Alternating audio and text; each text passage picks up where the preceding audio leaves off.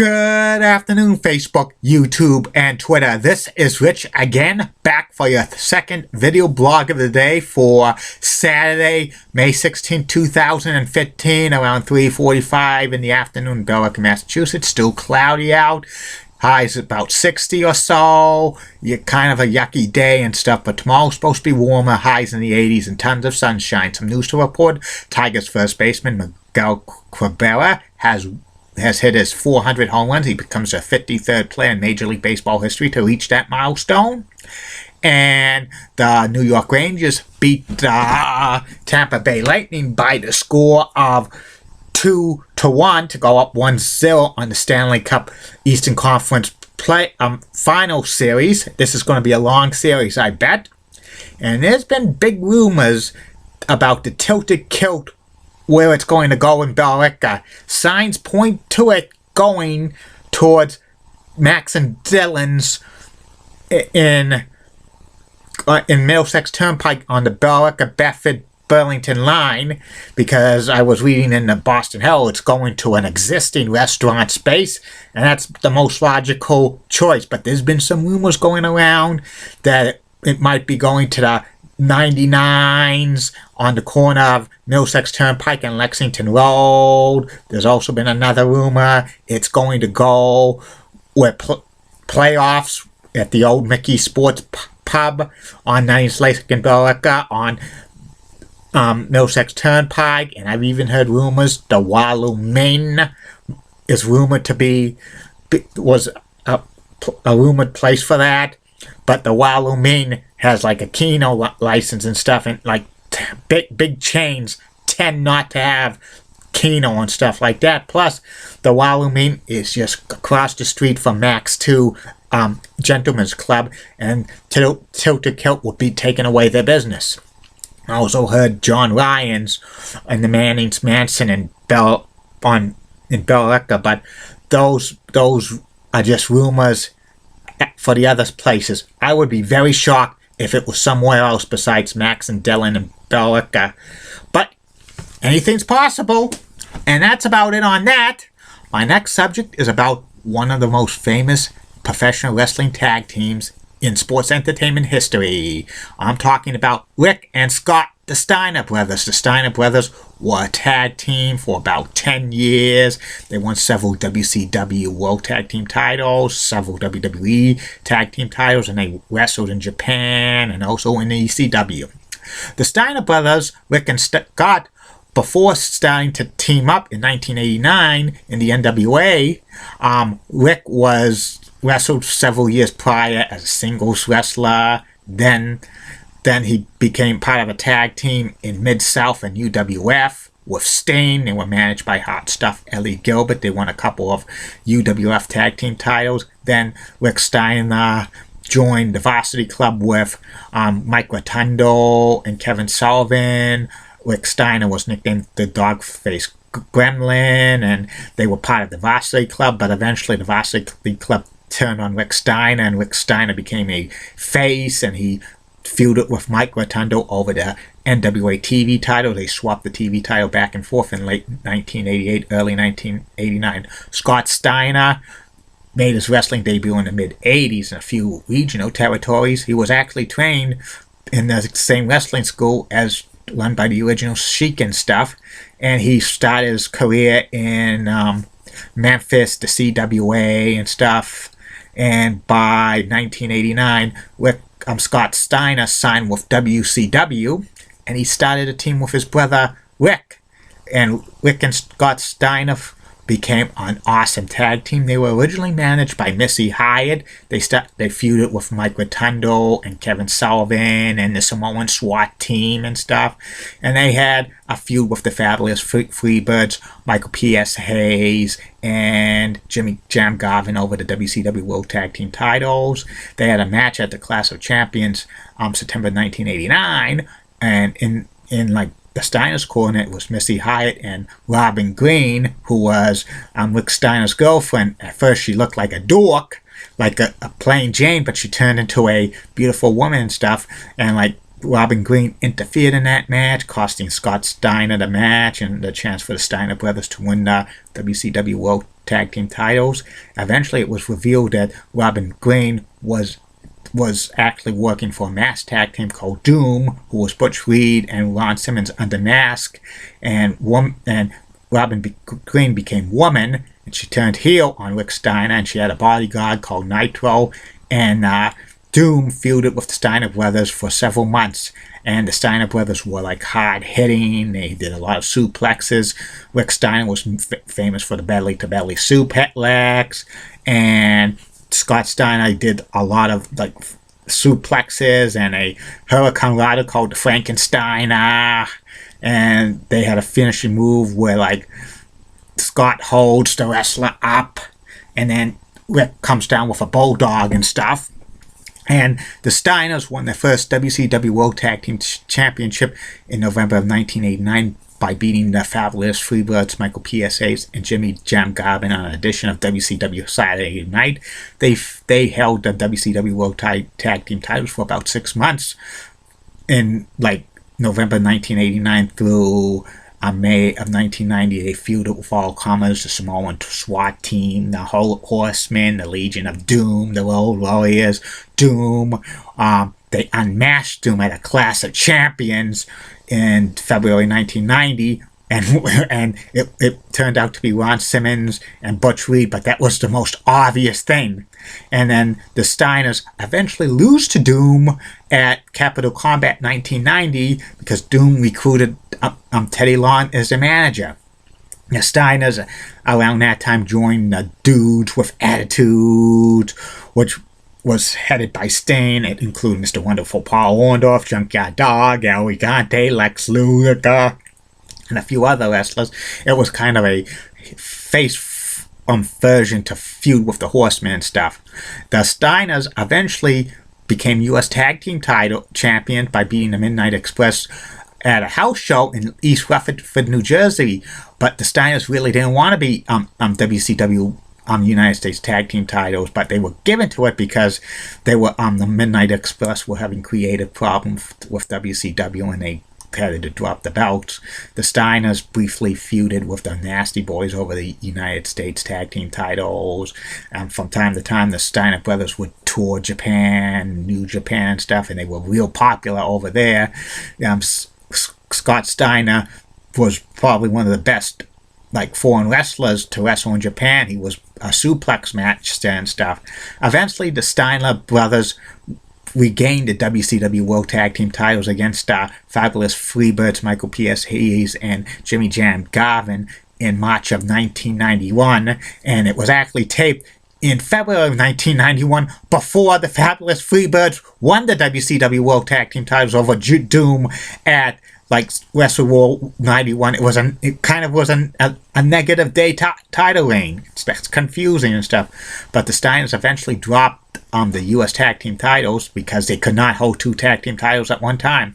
And the Steiners were WCW Tag Team champions for about 4 months. Then they feuded with a few teams, but Scott Steiner injured his bicep, and the storyline says when there was a new tag team coming into WCW, the Hardliners, Dick Murdoch and Dick Slater, and they attacked Scott Steiner's bicep to sell the injury and stuff.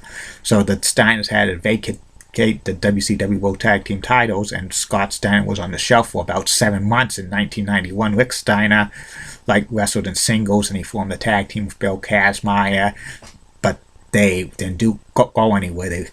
They were in the finals for the WCW World Tag Team titles as Clash of Champions against the Enforcers, Arn Anderson, Larry Zbyszko, and Arn Anderson won the WCW World Tag Team titles.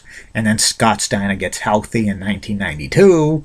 The Steiners run through a lot of teams in WCW and stuff. They eventually regained the WCW World Tag Team titles against Bobby Eaton and Arn Anderson, part of the Dangerous Alliance at a house show in May of 1992. But the Steiners was set to have a long-running feud with Dr. Death Steve Williams and Terry Bam Bam Gordy over the WCW World Tag Team titles, but this is when the time when Bill Watts became head of WCW, like vice president, and the Steiner brothers contract was up for renewal, and Bill Watts gave Rick and Scott Steiner a contract, but it was a low ball offer, and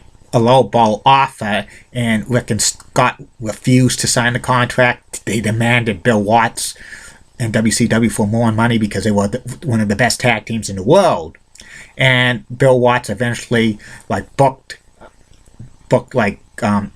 Rick and Scott Steiner to lose the WCW World Tag Team titles to Dr. Death and Terry Bam Bam Gordy at a house show at Atlanta, Georgia in July of 1992. And he also was going to break up the Steiners and have them feud with each other, Rick and Scott Steiner, Scott turning heel and stuff, but the Steiners refused that, and eventually both of them were fired by WCW. They briefly gave Scott the TV title on his way out of WCW. They were teasing a heel turn by Scott Steiner, but he eventually left WCW after he didn't want to face his brother Rick as a heel and stuff, plus the lowball offer by Bill Watts. And then the Steiner brothers go to the WWE, and they made they debut in January of 1993. They feuded with the Beverly brothers, Bo and Blake, who are not real brothers in real life. Though the Steiner brothers are real brothers in real life. And then they feud with the Head Shrinkers for several months at WrestleMania, before WrestleMania 9 and after WrestleMania 9. They had a good match at WrestleMania 9, but the Steiners were working very stiff against the preliminary wrestlers on WWE TV and stuff. There was rumors that Rick and Scott really did not want to be in WWE, but they could not go back to WCW because of even though Bill Watts left, still they kind of had a bad reputation in WCW for lowballing a contract offer and stuff. But eventually, Rick and Scott won 2 WWE Tag Team Championships in mid-1993 by both times beating Money Incorporated. One was at a TV tape, and another time was at a house show and stuff. And the Steiners were WWE Tag Team title champions for about 3 months and stuff. They had a classic match against the Heavenly Bodies, the Gigolo Jimmy Del Rey, and Dr. of Desire Tom Pritchard with Jim Cornette at SummerSlam 1993, which was probably one of the best tag team matches on any WWE pay-per-view and stuff. Also, the Steiners went to Smoky Mountain Wrestling as heels to feud with the Heavenly Bodies, who were they were actually quasi faces, even though they were heels, they were the quasi faces. Eventually, the Steiner brothers lost the WWE Tag Team titles to the Quebecers, Jacques and Pierre, at Monday Night Raw in 1993 on a Province of Quebec rules match where the title could change hands in a disqualification. I heard the Steiners were real mad about that. They continued to beat up on preliminary wrestlers, wrestled them very stiff and stuff, and both Rick and Scott really wanted to get fired from WWE to return to WCW, but if they did that, they would have a no-compete contract. They would have to wait until 1995 to go back to WCW if they got fired and stuff. Eventually, Rick and Scott left the WWE in April of 1994. They spent about 6-7 months wrestling in Japan. They were ready to go back to WCW in early 1995, but Eric Bischoff gives Rick and Scott a contract, but it's a low ball offer. The Steiners refused to sign a low ball offer from WCW, and then for most of 1995, Rick and Scott wrestled in ECW, and they got a decent push, but they never won the ECW World Tag Team Champions. In early 1996, the Steiners, Rick and Scott, finally returned to WCW. Eric Bischoff gives them another contract, but this was a big one, a long-term contract, and the Steiners sign it, and the Steiners immediately come out to one Monday Nitro in March of 1996 in motorcycles, and they start feuding with LOD, and eventually they feud with Harlem Heat and Sting and Lex Luger and stuff. But the Steiner brothers were kind of a little lost in shuffle around that time because there was a lot of talent coming to WCW, like the Outsiders, Scott Hall and Kevin Nash, the formation of the New World Order. You had the Giant and the Dungeon of Doom and stuff, and the Steiner brothers lost in the shuffle in WCW. They wrestled B shows and stuff, and a lot of people thought the Steiners were just another big wrestlers in WCW, have no direction. Eventually, in 1997, the Steiner brothers feuded with the Outsiders for the WCW World Tag Team titles. They beat the Steiners. The Steiners beat the Outsiders at WCW NWO Sold Out in January of 1997. But Randy Anderson, who was not the legal referee, makes the pin on Scott Steiner, pins Scott Hall, and they think they win the WCW World Tag Team Championship, but Eric Bischoff reversed his decision, saying that was an illegal referee. The real referee, Nick Packlet, was knocked out. And the Steiners are pissed. They go through months and months of feuding with the Outsiders. Eventually, Rick and Scott recruit the $1 Million Man, Ted DiBiase, who was part of the NWO, to become their manager. And Ted DiBiase told the Steiners all the NWO secrets. And then in October 1997, the Steiner brothers beat the Outsiders to become WCW World Tag Team Champions again. And they would flip back and forth between the Steiner brothers and the Outsiders for several months. And this is around the time when Scott Steiner, he had a blonde mullet for many years. He cut it short. He was starting to act arrogant. Plus, he bulked up big time. He was probably on the juice. And then Scott Steiner just sometimes did not pay attention to Rick Steiner, and there was so much tension between Steiner brothers. At Super Bowl in 1998, it was the Steiner brothers facing off against the Outsiders for the WCW World Tag Team titles.